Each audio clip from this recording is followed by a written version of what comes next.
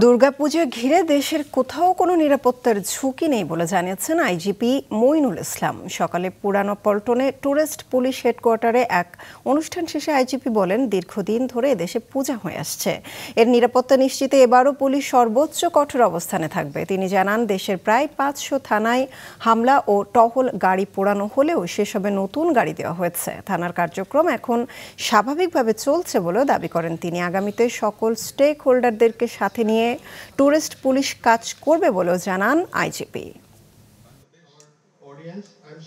সনাতন ধর্মাবলম্বী বলুন যারা, তারা এটাকে একবারে পুরোপুরি নিরাপত্তার সঙ্গে তাদের ধর্মীয় সাড়ম্বরে সেটি পালন করবে এবং বাংলাদেশ পুলিশ সেখানে পূর্ণ নিরাপত্তা দিবে।